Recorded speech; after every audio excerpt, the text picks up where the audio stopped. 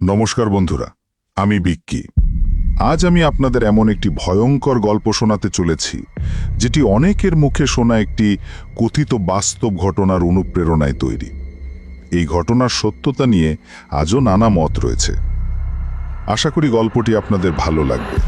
যদি ভালো লাগে তাহলে ভিডিওটিতে একটা লাইক, কমেন্ট আর শেয়ার করতে ভুলবেন না। চলুন শুরু করা যাক। রাত 2:47, 2022 সালের শীতকাল। বর্ধমানের এক প্রত্যন্ত গ্রামের পাশে বহু বছর ধরে পরিত্যক্ত একটি পুরনো দোতলা বাড়ি। গ্রামের সবাই বলতো, সূর্য ডুবে যাওয়ার পর ওই বাড়ির সামনে দিয়েও কেউ হাঁটে না। একদিন সৌরভ নামে এক যুবক বাজি ধরে রাতের বেলা সেই বাড়িতে ঢুকে পড়ে। তার হাতে ছিল শুধু একটা টর্চ আর মোবাইল ফোন। বাড়ির ভেতরে ঢুকতেই চারদিকে ধুলোর গন্ধ, ভাঙা জানালা আর অদ্ভুত নীরবতা। হঠাৎ ওপরে কাঠের মেঝেতে কারো হাঁটার শব্দ।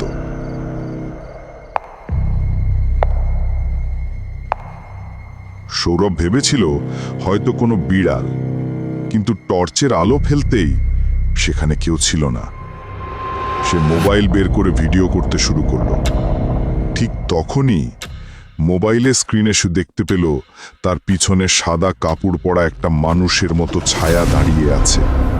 ভয়ে সে সঙ্গে সঙ্গে পিছনে তাকালো, কেউ নেই। আবার স্ক্রিনের দিকে তাকাতেই ছায়াটাও উধাও। তার বুকে ধুকপুকানি বেড়ে গেল।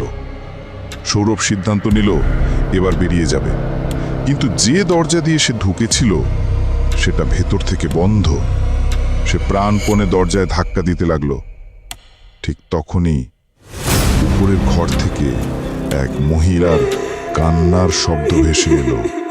ধীরে ধীরে সেই কান্না হাসিতে বদলে গেল, একটা ঠান্ডা ভয়ঙ্কর হাসি, যেন কেউ খুব কাছে দাঁড়িয়ে আছে। হঠাৎ তার টর্চ নিভে গেল। চারপাশে ঘুটঘুটে অন্ধকার। মোবাইলের ফ্ল্যাশ জ্বালাতেই দেয়ালে নিজের ছায়ার পাশে আরেকটা ছায়া, কিন্তু সে একাই দাঁড়িয়েছিল। দ্বিতীয় ছায়াটা ধীরে ধীরে মাথা ঘুরিয়ে তার দিকেই তাকালো। সৌরভ আর এক মুহূর্তও দাঁড়ায়নি। চোখ বন্ধ করে দৌড়ে দরজায় ধাক্কা মারতেই দরজাটা নিজে থেকেই খুলে গেল। সে প্রাণ বাঁচিয়ে বাইরে বেরিয়ে আসে। পরদিন সকালে সাহস করে সে আগের রাতের ভিডিওটা দেখতে বসে। ভিডিওর শেষ 5 সেকেন্ডে ক্যামেরার একেবারে পিছনে দাঁড়িয়েছিল লম্বা চুলের এক মহিলা। মুখটা স্পষ্ট দেখা যাচ্ছিল না, কিন্তু ভিডিওর শেষে একটা ফিস ফিস শব্দ শোনা গেল।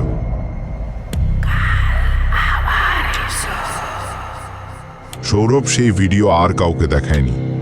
কয়েকদিন পর সে গ্রাম ছেড়ে চলে যায়। কিন্তু আজও মাঝরাতে ঠিক 2:47 তার ফোনে কোনো নম্বর ছাড়াই একটা কল আসে। আর কল রিসিভ করলেই শুধু সেই একই ফিসফিসানি শোনা যায়। আমি আজও অপেক্ষা করছি।